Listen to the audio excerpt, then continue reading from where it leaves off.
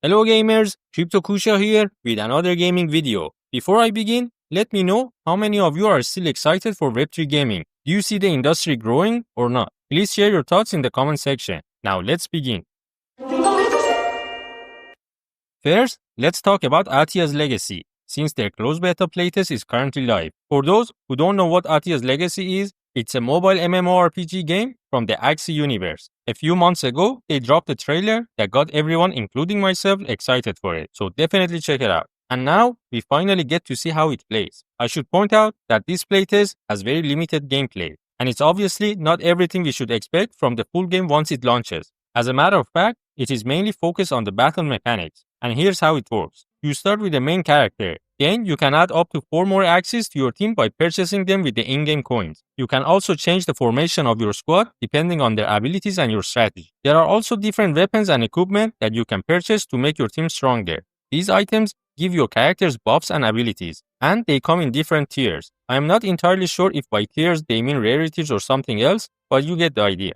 Aside from equipment, each Axie comes with 4 parts, which also provide buffs and abilities. These parts cannot be purchased. However, you can reroll to get different ones. As an experiment, I purchased 2 bug class Axies and both came with the same parts and stats, so I'm guessing there is no luck element in purchasing Axies. It seems everyone has to build their Axie to their own taste. Also note that in this playtest, I have not seen any crafting or leveling up of equipment or even the Axies themselves. I am sure these features will be available in the future. As for the battle mechanics, they are quite simple. It is mainly an auto battle system with just one ability button for each Axie that you can press whenever you want to use it. In a way, you could be watching my videos while farming the coins idle. You can also move your character to maneuver your team through mob attacks if that is something you enjoy. Also, even when your Axie or your main character dies, you can still continue the battle and they will get revived as long as you have one Axie still alive. However, this is not the case in boss battles. In boss battles, if your Axie dies, it stays dead for the duration of the fight. Of course, it will come back once you return to the town area. The boss battle mechanic works in a way where you must inflict as much damage as possible within a fixed amount of time. You then end up on the leaderboard based on your best score. Right now, the leaderboard rewards players with in-game coins, but obviously, they could add Axie tokens in the future to incentivize grinders even more. Overall, I'm still very excited for the game.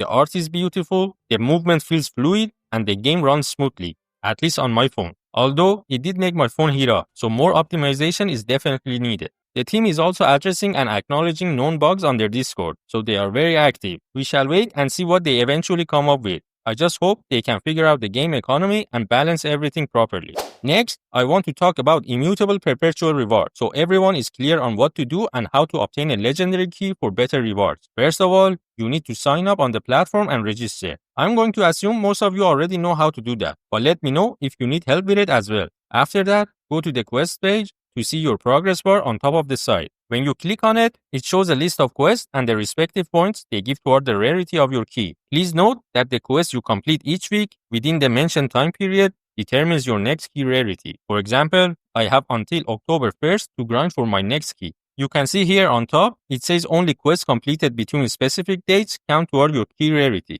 At the moment, I am on track to get a rare key as my next one, if I don't finish any more quests. There is also a weekly point indicator, but it doesn't really help unless you find out from other people how many points were needed to reach legendary tier. For instance, last week it required about 3,200 points, while the week before it was around 2,700. So the number of points as well as the prizes vary each week. And when it comes to the quest, it is important to know which games you want to do and which ones you want to skip. For example, Raven quest is too time consuming and complicated for me, so I avoid it. But note, some game quests stay available for a couple of weeks, so you don't necessarily have to finish them the first week they drop. For example, the Meta Toy Dragons quest stayed up for 2 to 3 weeks, but now it has been removed. Also note that if you complete a quest once, even if it was in a previous week, you cannot do it again. Only the recurring ones can be repeated, and those have a special symbol next to them. I would advise focusing mostly on the recurring quests. Usually, completing these is enough to reach the legendary key. At least that has been my approach. Also, as you continue repeating them, you also become more efficient, so the whole process feels less like a grind.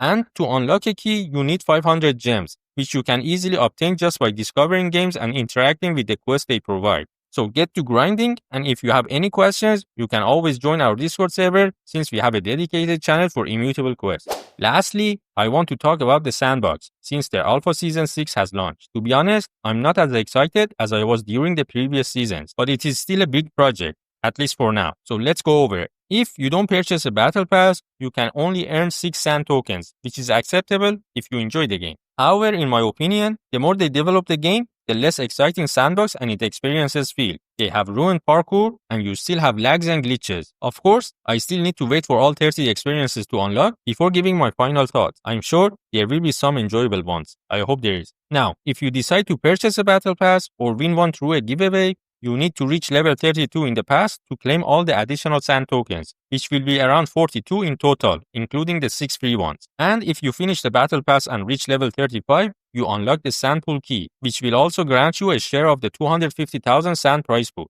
The amount you receive depends on the number of EPs you collect according to the leaderboard. One thing is clear though, EPs matter and there is no way I will reach the top 100. You can earn EPs in many different ways, such as completing quests, owning certain sandbox assets or avatars, doing daily Twitter tasks, referrals, and more. So good luck and let me know which sandbox season you enjoyed the most if you have been playing for a long time.